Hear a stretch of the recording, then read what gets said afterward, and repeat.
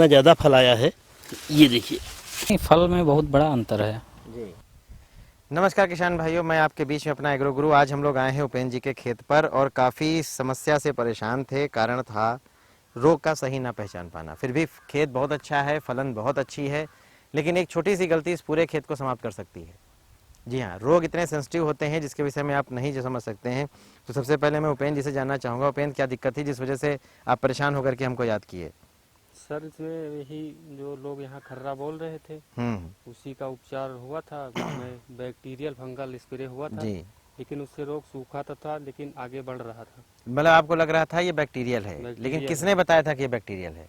Sir गांव में लोग कह रहे थे खर्रा लगा है जी। तो उसी के आधार पर हम आपने अंदाजा लगाया। हाँ। अच्छा, आप बता रहे थे कि 2-3 लोग किसान ऐसे रहे जिनके खेत पूर्णतः खत्म हो गए और उन्होंने पूरा जुताई करके नई फसल की तैयारी कर दी है। ऐसा कितने किसानों के साथ हुआ? सर 2 किसानों को तो हमने देखा है जी। कि उसमें मेंथा लगा चुके हैं। यानी सही ज्ञान ना हो पाने की वजह से उन लोगों को काफ़ी नुकसान हुआ। एक चीज़ हमेशा और याद रखनी है कि ये कुकुरबिट्स जितनी भी हैं, यानी जायद की जो फसलें उन्हें जायद के मौसम में ही लगाया जाए। पहली एक समस्या हुई है कि आपने 2 फरवरी को इसको लगा दिया है ना, तो बेमौसम फसल थी, ऊपर से इधर ओलावृष्टि भी थी, भयंकर बारिश भी हुई, फिर भी झेल करके अगर देखा जाए, एक बार कैमरा को घुमाइए, देखिए फसल फिर भी कितनी अच्छी लगी हुई है।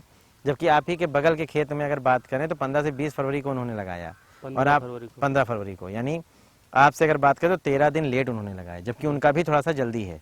सही मायने में इसको लगाना चाहिए 15 मार्च के आसपास, ताकि ये हमारी मई जून में बढ़िया से चले, क्योंकि ग्रीष्मकालीन फसलों को उसी समय लगाना बहुत जरूरी है ना। बात करते हैं जो सिम्टम जो दिखाए गए थे जिसकी वजह से परेशान हुए, ये आप देख सकते हैं, ये पत्तों पे हल्के पीले और अलग टाइप के धब्बे दिख रहे हैं और ये इस क्षेत्र में पहली बार ऐसा आया है, क्योंकि कारण है व्हाइट फ्लाई। सफ़ेद मक्खी जो थी वो इतनी ज़्यादा मात्रा में खेत के अंदर छुपी हुई, क्योंकि अभी धूप हो चुकी है तो वो अंदर चली जाती हैं। और ये जो है वायरस है, और वायरस एक ऐसा रोग होता है जिसका इलाज किसी भी दवा में नहीं है। हाँ, जैविक में हम इसको रोक लेते हैं, लेकिन इसे पूर्ण रूप से कहें ख़त्म कर सकते हैं तो ख़त्म कोई नहीं कर सकता।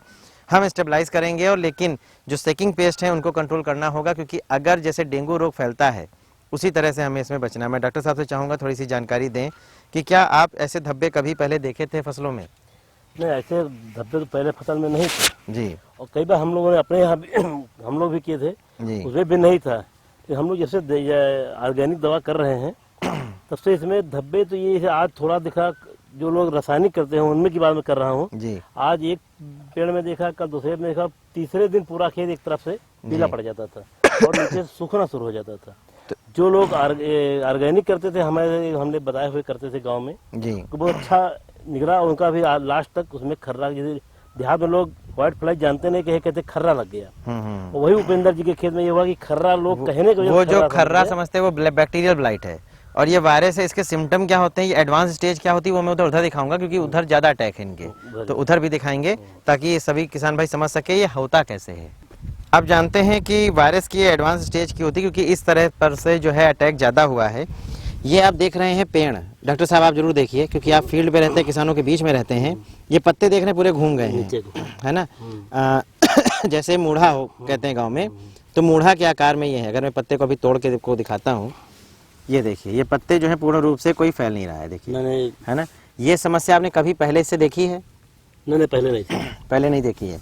आप इसको आप ध्यान करेंगे, ये रोग आपने देखा है मेंथा में, मेंथा में तो होता है ना। आपने ये देखा है मिर्च में होता है जी, लेकिन खरबूजे में ये जो समस्या इधर आई है, ये एकाएक आई है। इस वजह से किसान भाई हमारे जो है परेशान हैं, और क्योंकि मेन समस्या है रोग पहचान नहीं होती है।